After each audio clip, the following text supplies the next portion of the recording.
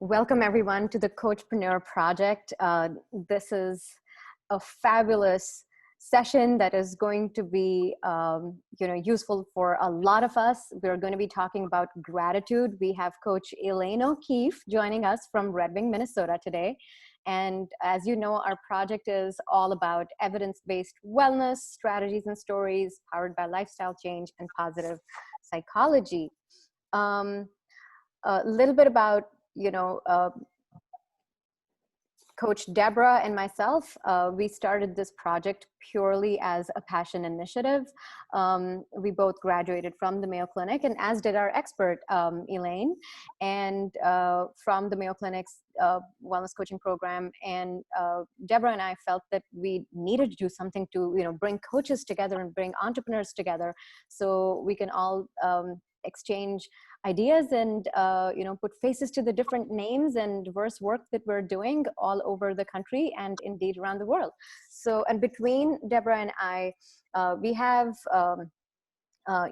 very diverse background in corporate healthcare, medical devices, foods and beverage, research and education, and we're both passionate about bringing creative community-based projects to life, and therefore this project. Today's agenda is very simple. I will share with you about Elaine and her work and her background, and then we will deep dive into a session.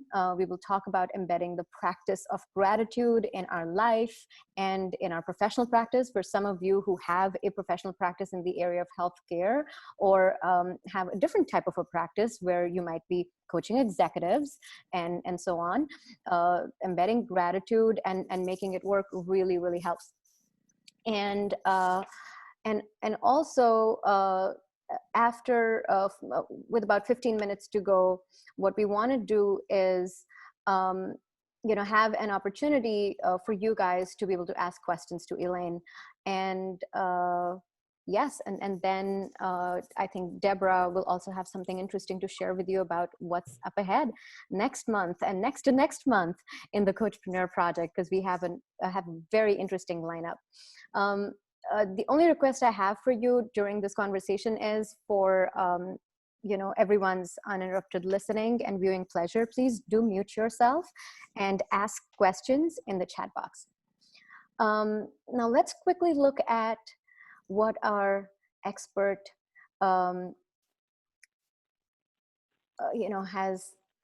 has done. And so Elaine is a Mayo Clinic certified wellness coach with over 30 years of experience as a change agent.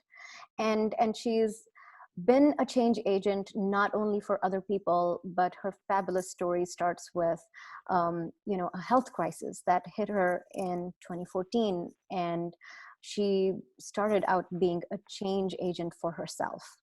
And we know Mahatma Gandhi said, "Be the change you wish to see in the world." And Elaine is an embodiment of that, and we'll get to hear more of her story today. Recently, she's celebrating 3 years post-transplant. She recognizes that mindset and specifically gratitude has played a huge role in her miraculous recovery. And she only had a 23% chance of really making that recovery. She feels a calling to share the gifts of gratitude, and she developed a 3-session course called Everyday Gratitude, which has caught like wildfire in her community in and around Red Wing, Minnesota. And she's very excited to share the process she went through to create the course, as well as some of the lessons that she's learned along the way. Elaine is a licensed social worker, and she's a health and wellness coach, and she is the principal at O'Keefe Solutions Incorporated. She enjoys creating new programs and opportunities for her clients to stretch and grow. Welcome, Elaine. Thank you so much for being here. And I know that you have something really special for us. And for that, Karen, you've already done the little clap of hands. Is that for the volunteering? No? Okay. All right. So I'm going to throw it open to the audience. Whoever amongst you would like to be coached, for this incredible demo that Elaine is going to do for us. Please either raise your hand or I will. Mir, yes. Okay, we have Mir. Elaine, Hi, over everyone. to you. Hi, everyone. Thank you for being here today. I'm really excited to talk with you about this. Mir, thank you for volunteering. I appreciate it. I know that it takes some bravery to do that. Oh. So thank you. Let's just first get here by just taking a couple of cleansing breaths and just take note of where you are in your body and how it feels. And if you could, let me know on a scale of 0 to 10, 0 being low, 10 being high, what is your stress level at right at this moment? 8. 8. Okay. So we're going to go into a very, very quick activity that I love to teach to high school kids all the way to senior citizens. Everybody gets a good result with it, and it's really easy to remember and very easy to implement, and it takes one tool, and that's your hand. So if you could put your hand up and you can look at it, and imagine that you have a little ledge on the tip of each finger. And I call this exercise the 5 fingers of gratitude, and it's so simple. What I'd like you to do is not think of really big things that you're grateful for, but maybe take a look around your room, where you're at in life, and think of a person, place, or thing, but keep it small, and just put an image of that right on that thumb. And when you have that image, just hang on to it, and we're going to move to the pointer finger. Now think of a second thing for which you're grateful for. It could be you're having a great coffee right now, or you just had a delicious lunch that tasted so good, you're going to enjoy it all day. But keep that vision in your head. Now let's move to the middle finger. And on that one, we're going to place another thing for which we are grateful for. And when we have that in our mind's eye, we're going to move to the ring finger and put one on that ledge. Put something you're grateful for on that ledge. And now on your pinky finger, put that one on your ledge. Now take a deep cleansing breath in and let it out. And tell me, Mir, that's our activity. How do you feel right now on a scale of 0 to 10? Much better. 3. Wow, that's profound. Can you tell me a little bit about what you experienced? Well, I came into the call extremely agitated.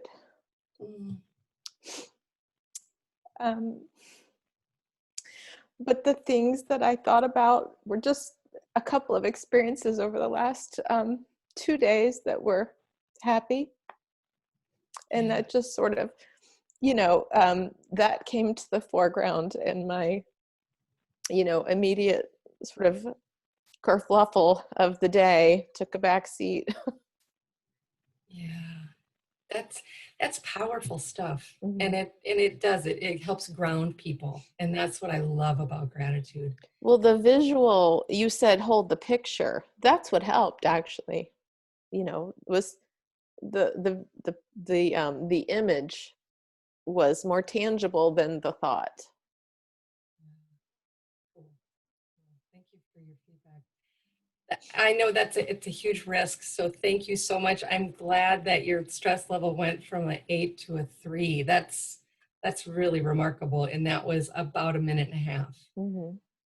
So do you think that this was an exercise that you might be able to use in your life in the future? I will. Yeah, actually, I will. I want to write it down. I think the ledge idea and the, picture the image, that was useful. You don't need to worry about writing it down if you download the workbook. It's in there. Okay. Okay? It's one of the first activities in the workbook. Okay. So Thank yeah, you'll have it. Awesome. Thank you so much for participating and taking the risk. I really appreciate it. you. So Nivi, there you go. That's the power of a 2-minute gratitude practice. Oh, I can't hear you, Nivi. I muted myself. I'm so sorry, guys. But thank you so much. Thank you for taking the risk, Mir. That was very courageous, and so glad that you're feeling, 3 on 10 right now. And thank you, Elaine, for demonstrating the profound power of gratitude. Elaine, I briefly mentioned your story, and we would love to know more. Yeah, so as Nivi mentioned, in 2014, my life really took a dramatic change, and I became very, very ill. And I had a lot of gut issues, and I was suffering from a disease they could not diagnose until 2016. It was in July of 2016, actually. And I was in and out of the hospital for a week at a time, about every 6 weeks. And I lost my job at the YMCA as a development officer, which I adored. I was really a trooper, though. I was being just positive and practicing my journaling and my feelings journals and all the good things that I was supposed to be doing to keep myself healthy. And yet my health was declining rapidly. And it was getting to the point in September of that year of 2016 that they placed a feeding tube. And I was out on long-term disability. I was on a fentanyl patch 24/7. I woke up in the hospital one day. And like I said, I had been very positive about all of this and grateful for the staff and all of those things. But I woke up this one day and I looked at the foot of my bed at the nurse's sign, and the date on it was 10/19/2016, and it cracked me open. It was the anniversary. It was my 25th wedding anniversary, and here I was in the hospital, and I had this crashing realization that I could not plan anything with my husband, let alone a date. I couldn't go on a trip that we had talked about for years to celebrate 25. I couldn't even know what was going to happen tomorrow. And so I cried and I cried and I cried and I cried. And the nursing staff said, "Hey, we're trying to comfort you, but would you like to talk to somebody, a professional?" And I said, "Yeah, absolutely. Bring her in, bring him in." And in walked Megan later that afternoon. And Megan was a coach / therapist. And she started with a simple breathing exercise. It was as simple as that. It was a breathing exercise to reground me. And we talked for a bit, and she asked me what the role gratitude had played in my life. And so I told her, and then she taught me how to view a different life, to do a visualization of myself a year from now. And it was so powerful, and it helped me so much. And it was like all of these things were just flooding to me, that gratitude was important and that I was going to make it and that I had decisions to make. Excuse me. And it was on this cellular level. It wasn't like logic. It was cellular that said, "Oh, you're going to make it. You are going to make it, and you have something big to do." And I didn't know what it was then. I have goosebumps right now just even talking about that day. But it was so incredibly powerful that 3 months later, I ended up having this total pancreatectomy auto islet transplant, and I was in the top tier of success stories. And my coach, my doctor, my coordinator, and my surgeon all said, "You would be a really great health and wellness coach. You should try thinking about that." And I did. I took the Mayo Clinic course and became certified right as quick as I could. And I became a coachpreneur at that point. So that's kind of the quick version. Yeah, what an amazing story. I have goosebumps, and I have goosebumps every single time you share it, Mm. Elaine, and it's indeed amazing how sometimes when we're at the brink, that's when this epiphany happens, and it, like you mentioned, cracks us open. Yeah. And they say that wherever we crack open, that's where light enters, right? And light entered, and at that point in time, you were really able to muster not just your courage at a heart or a head level, but at a cellular level, and mobilize and galvanize yourselves to really root for you. And boy, they responded, right? Yeah. And it honestly was a lot of body mind work. Mm-hmm. There was a lot that went into it. It wasn't easy, but I'm so grateful for it. Yeah. So now you're a coachpreneur. You went to Mayo Clinic. You're already a licensed social worker, and so now what? What happens next in the story with the professional impact it brought to you? Well, there was a defining moment. I had the transplant. I went to work for the school district of coordinating a Live Healthy Red Wing project. It was a job that was well suited for my skill set. I didn't have to learn anything new, so that was nice. But I started a coach practice on the side, and when it got busy enough, I said, it's time for me to go. And so I gave my notice, trained my replacement, and on my very last day, I was in the district office and I was chatting with Cheryl, a coordinator for community education. And we were chatting about, how could I stay involved with the community and perhaps teach some classes or do some group coaching, or we just started that brainstorm. And we landed on, what if we taught a gratitude class?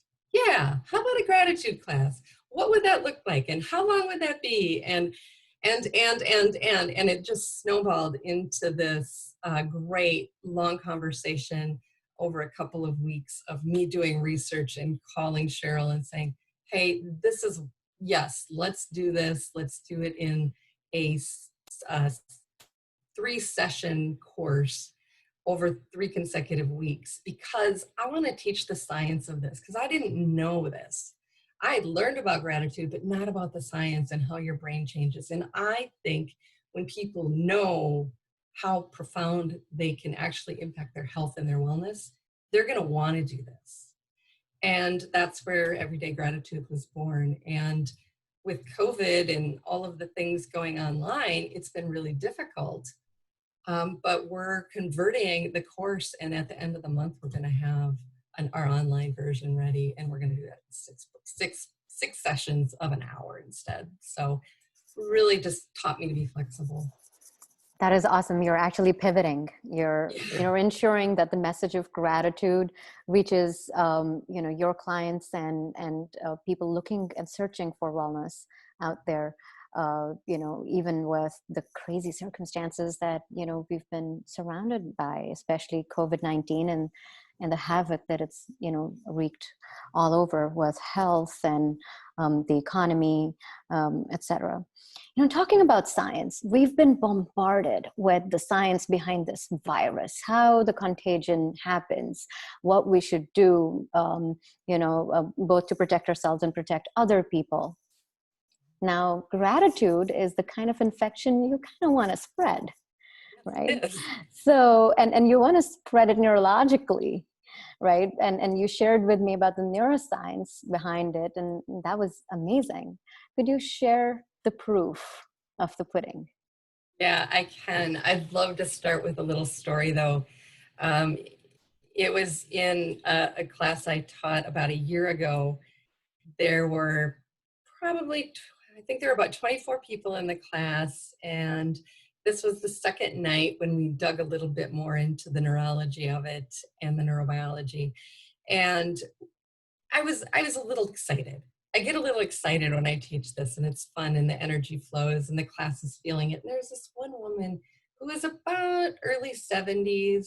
She had a walker. She had a big bag of medication with her all the time. I knew she wasn't feeling well, and she really wasn't connecting with the class. She was a little rough. She had told me that she was caring for her grandchildren because her daughter was a drug addict, and life was really hard for this woman. So I'm talking about the neurobiology. I'm trying to just simplify it so that it's easy to understand and it makes you want to do it. But I'm telling her about dopamine hits, and I'm telling them, when you experience gratitude, your brain releases a neurotransmitter called dopamine, and it feels really good because it comes out of your pleasure center and your movement center. And the more you do it, the stronger that link is, and you build and you build and you build and you build and you build. And that's why having a repeated practice really works. And she was so funny. She goes, slams her hands down, stands up, and says, I want that. And like everyone was clapping for her. It was like, yes, you're on board, Mary. This is great.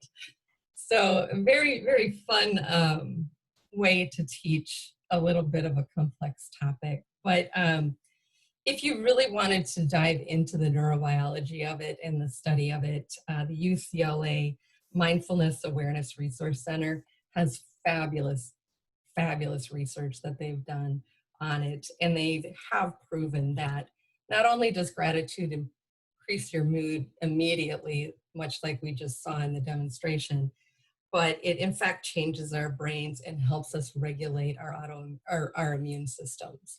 So I like to say there's 9 major things that gratitude can do for our bodies and our souls. And 1, it's enhanced well-being. 2, it's deepening relationships. And that's one of the things I teach in my classes about deepening relationships because it is such a crucial point. Improved optimism, increased happiness, stronger self-control. If you're trying to do something new, like I'm going to stop drinking coffee, I need that extra boost of gratitude will help me achieve that if I want it. Better physical and mental health. It's actually been shown to reduce depressive symptoms for up to a month with certain types of exercises. So there's an exercise in the workbook about writing a letter of gratitude and then sharing it with the person that you wrote it for. Dr. Sigelman, who we studied at the Mayo Clinic Coach Program, he did major studies on this and found that you can reduce depressive symptoms and increase happiness symptoms for up to a month with 1 letter. So think about that. The other things, it's better overall life. This one cracks me up, stronger athleticism. Like you can be a better athlete by practicing gratitude. And the last one I'd say is there's evidence that stronger morality. So you have a stronger base of mindfulness and morality. So I know it was a lot. There was a lot there. And all wonderful. Those examples are bang on, right? Who would have thought? Yeah. Less coffee, gratitude. And I remember that one of the testimonials, one of you shared, one of your client was actually successfully able to stop smoking. Who would have thought, something or a habit that has been proven to be such a physiological dependence on, a chemical like nicotine. You can start to unravel that in addition to other things, but unravel that using the practice of gratitude. Again, unlikely things, and there's correlation that a lot of research you cited has been able to prove. Yeah, Now, the research in the last two decades, really, it hasn't been researched in 2,000 years. We've known about it, but the last 2 decades, the research is just coming out, and it's fabulous. Right, absolutely. And you know, in our audience, we have a lot of people who are professionally involved with the American College of Lifestyle Medicine, and lifestyle change is right then, and you know, at the core of your work. Yeah. Because if you want to change your nutrition habits, you want to change your sleep habits, develop sleep rituals, you want to exercise more, it seems like one could almost use gratitude as a glue Mhm. that could help bind each of these changes together without one feeling overwhelmed, right? You know, Yeah. frequently people say, okay, you know, you're telling me these 5-step changes, or you know, 9 sort of things that I need to do, and it just feels like so much. But gratitude sounds like that panacea, right? Now, having said that, different strokes for different folks. So, Coach Elaine, what if I'm not much of a letter writer? Yeah. So in one of the classes I taught, my dad took it, and he does not write. He doesn't like his penmanship, and he doesn't feel confident in it. So my thought was, I have to find some ways that people who don't like to write can do this. One is the 5 fingers of gratitude. Another great one is open up your cell phone, open your contact list, pick someone that you care about and tell them. Just tell them why you're grateful for them. Be specific. It will make their day and it will blow their mind. I've actually tried all of these, and that one is so much fun because people pay it forward and they pay it back to you. And if you make a mistake and send it to the wrong Christine, like not your sister-in-law, that person feels good all day too. So yeah, it's there are lots of ways. There's one of my favorites is a gratitude hike where you go out in nature and you leave your electronics behind and you just experience the crunch of the leaves, the squeak of the snow, the sun coming in through the leaves, the wind blowing on your skin, and you just feel all of those feelings and just express gratitude for nature. And that is a whole nother bag of fun that I'm into with forest bathing. But the gratitude hike, these are all in the workbook. People can refer to them. They can learn to do them. The instructions are laid out, and how to reach me is in that workbook as well. Yeah. Yeah, yeah. And you know, as you were talking, I was thinking about um, how there is so much anxiety in you know, in these times that we live in. There's a lot of insecurity. Specifically, there's a lot of food insecurity, you know, that people are experiencing at this time, having lost jobs, and so on. And the the one thing that I started thinking is, you know, gratitude seems like this currency that the more you give, the more you share, the more it grows. And it challenges our currently current view that operates on scarcity. You know, for instance, the concept of materialism operates on scarcity. The concept of money itself operates on scarcity, right? The Dow Jones been crashing. The U.S., you know, futures crashed 2 days ago, and I know that our GDP has shrunk. There's news all over the world about how common currencies are actually devaluing, and common you know, economies that are based on these on the paper currency is actually, you know, struggling at this point in time. But there is one currency that can actually grow and lead us back to growth, and back to feeling whole, and it seems like gratitude could be it. So if we're in a lockdown situation, all that we can do is just use our 5 fingers or 10, and do the gratitude exercise, you know, do the phone exercise, call up a contact, and so on. Or indeed, you know, do these conversations where we can create this space to be coached by experts like yourself. So would you like to do another demo with another volunteer? So I'm going to ask someone to come forward. And I would like to suggest that maybe it could be about how they might implement or include gratitude in their life, in Yeah. their daily life. That might be an easier way to get a volunteer, please. Yeah, how you could use it in your daily life, or how and for coaches and medical professionals who are watching this video, you can also see how it can be administered, this prescription of gratitude live. So do we have a volunteer? Feel free to write in the chat box. So Nivi, your analogy about the bank account, there's a researcher that refers to it as the 401k.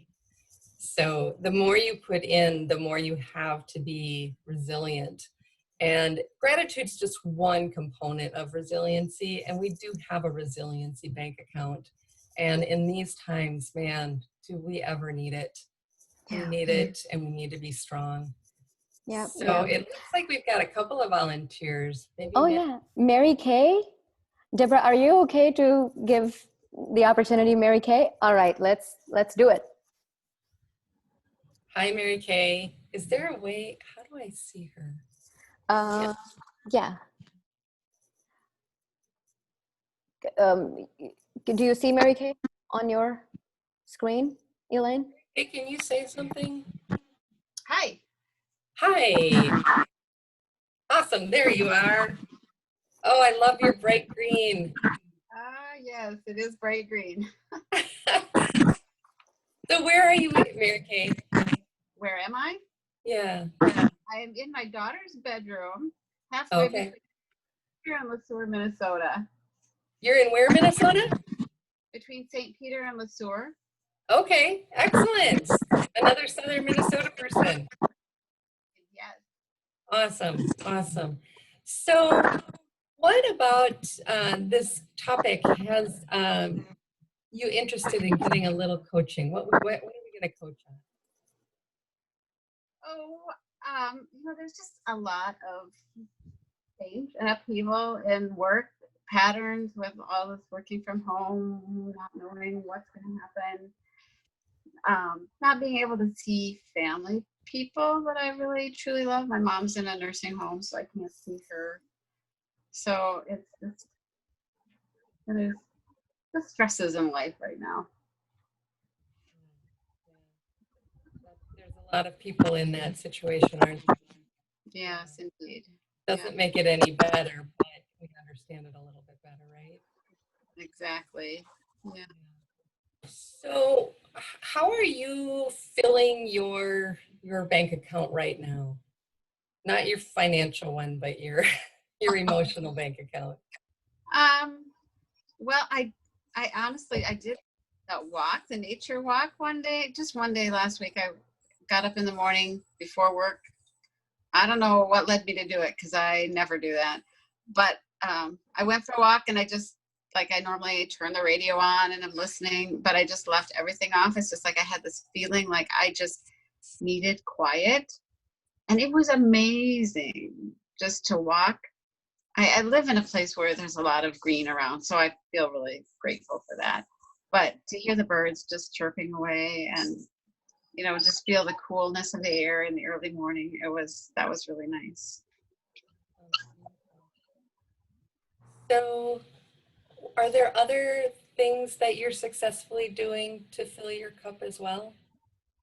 Not so much. Okay. Is there something that you like to use to fill your cup? I think I tend to think about how other people fill their cup more than how I fill my cup. Are you a coach or a practitioner? Well, I'm a registered nurse. Okay. Yeah. And So I work in care coordination, so it's behavioral health people that I work with. Former So hospital social worker, I understand what you're saying. Yeah. Language. So in order for you to take care of other people, you have to have something, right? Mm-hmm. That's Yeah. really important. So how are you going to do that? How do you want to do that? Oh, I don't know. I spend time with my husband's here with me, so I have him to talk to, and we walk together and do that kind of thing. I do get pleasure and enjoyment from the patients that I work with, just helping them to kind of look at their lives a little bit differently. And for the most part, they give me positives that what I'm doing is helpful for them. And that's something that I do try to do when I talk to my patients, is ask them at the end, how was this conversation helpful for you? What did you gain from it? And so I usually get some little kudos back from them. So that's really, that's helpful. What do you think about creating a gratitude habit?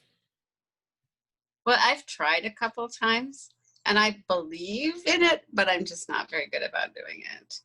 So that gets me to the idea that you might need a cue. Would that be helpful to you, to have a cue to remind you? That would probably be helpful. Yeah. Yeah.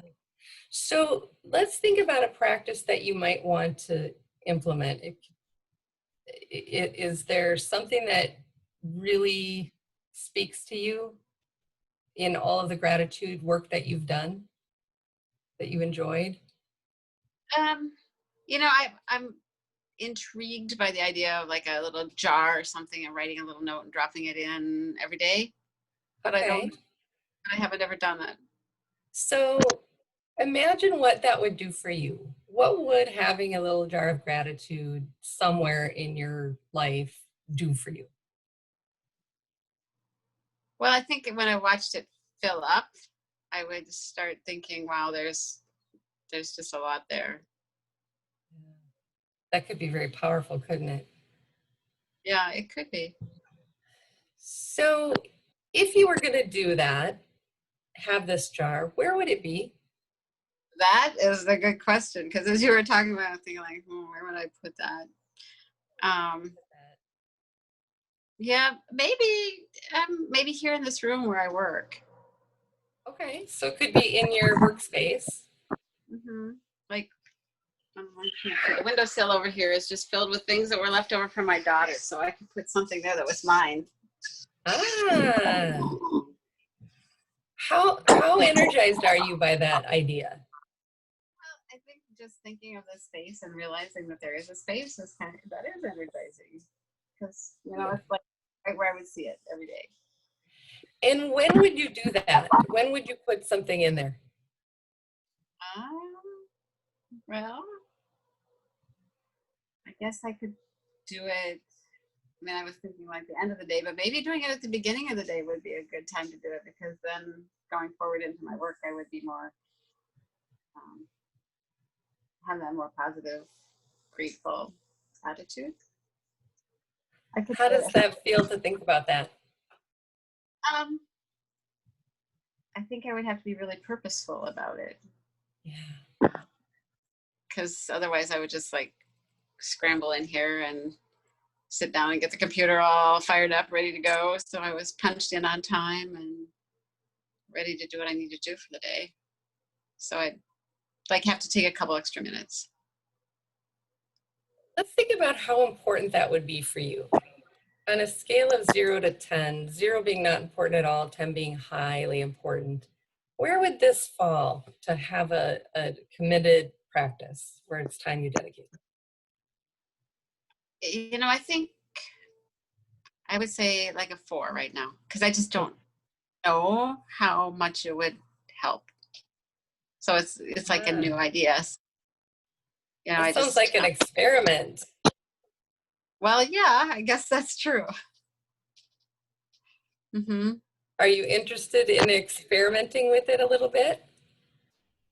Well, I could look around, and the weekend is coming up. So over the weekend, I could look for some kind of a little vessel to hold my slips of paper and find some pretty little paper that I could write it on. Oh, you blacked out.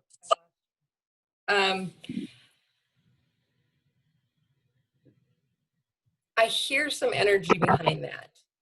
Is that accurate? That you have a Yeah. little bit of energy behind that? How likely are you to try that experiment?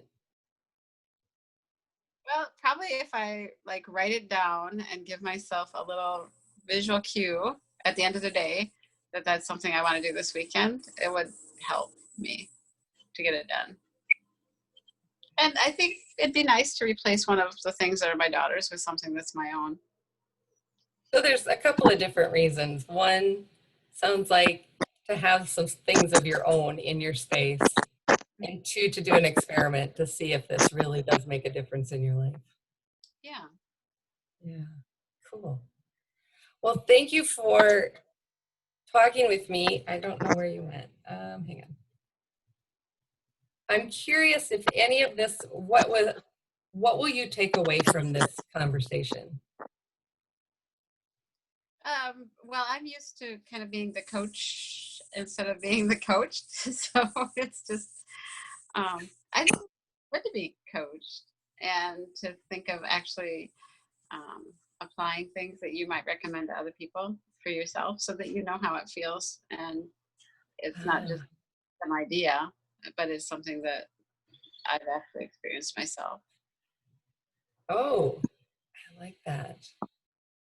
That sounds like a good, powerful coach answer of why we should take care of ourselves so we can we can teach our clients.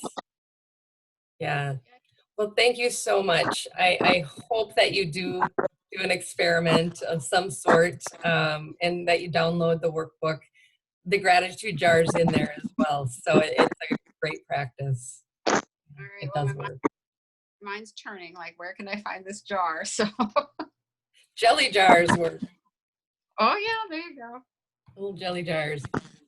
Well, Mhm. thank you so much for taking the risk. I hope this was helpful. Yeah, thank you. It was. I Good. appreciate it. Yeah. Good. Well, thanks for being here too. It's been fun having these conversations. Yeah, thank you so much, Elaine, for that amazing coaching, and thank you, Mary Kay. The gratitude jar. So you were able to, form of it, visualize the space for it, think of experimenting with a time when you could do it.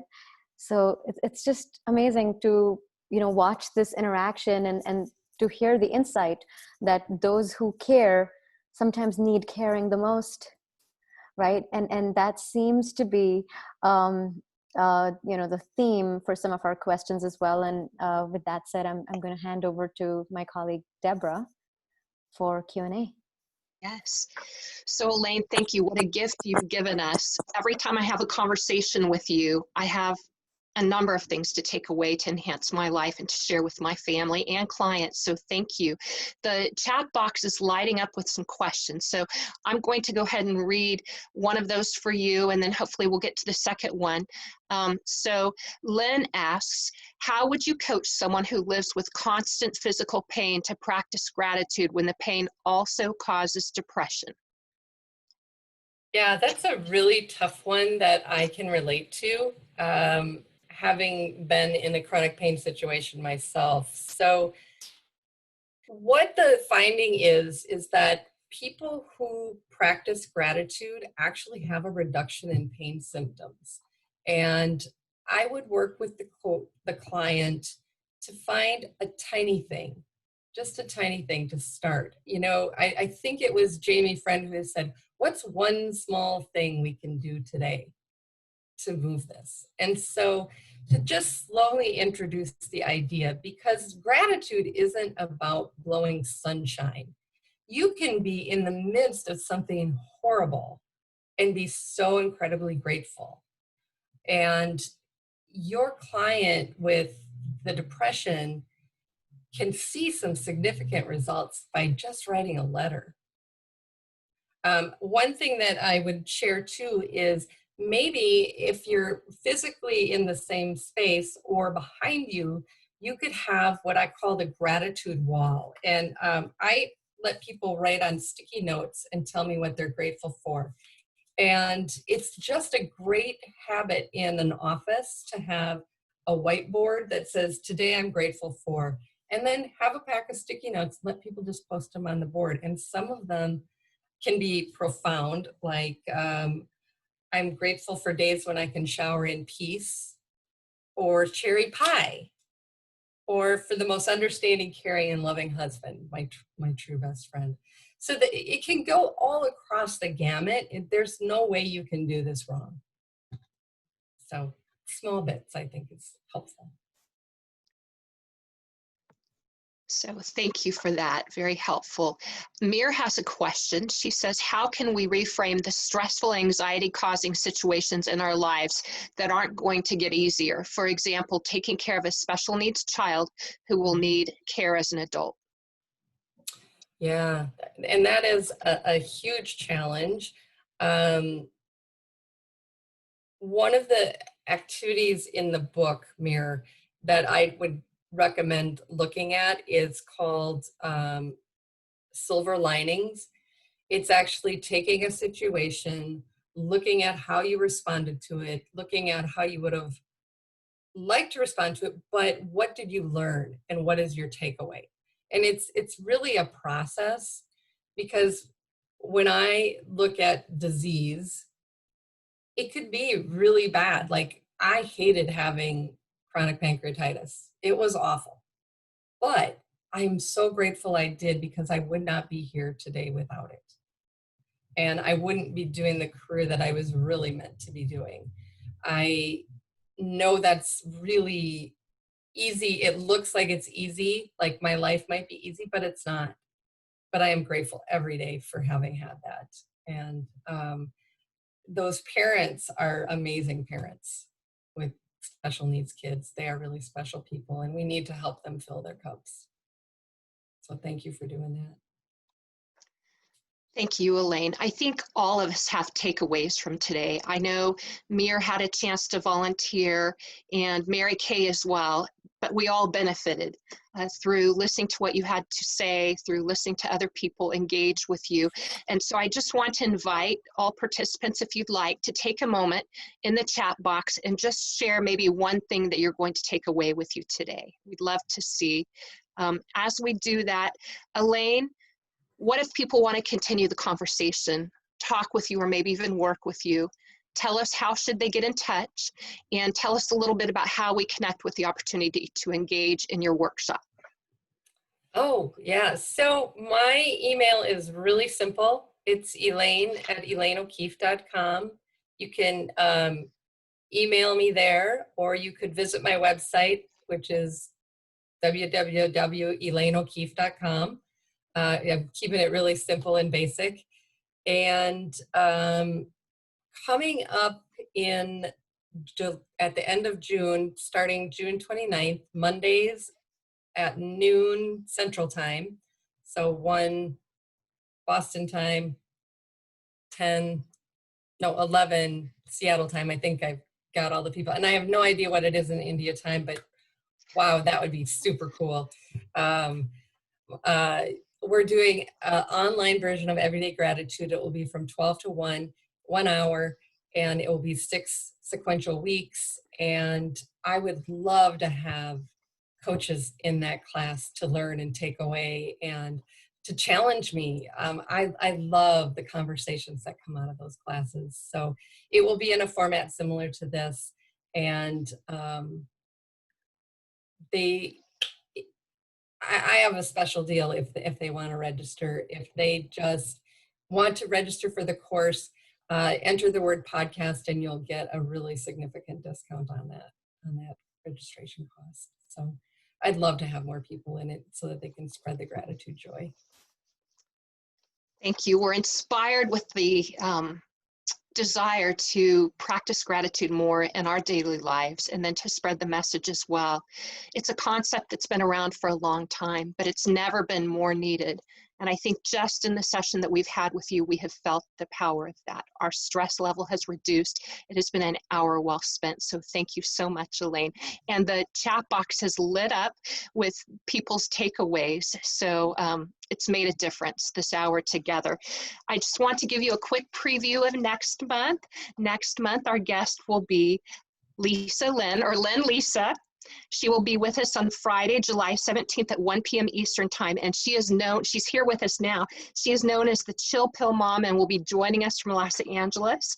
Just to tell you a little bit about her, Lisa is the mother of 4, has a degree in family child studies, and is a certified holistic health consultant and a certified mindfulness teacher for middle schoolers.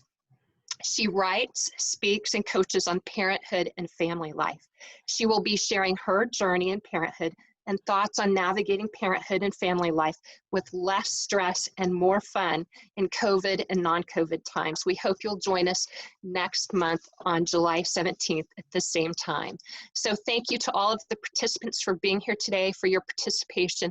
And again, Elaine, thank you for giving us this hour. It's a tremendous gift and one that we'll take with us and use it as an investment in happier lives. So thank you so much.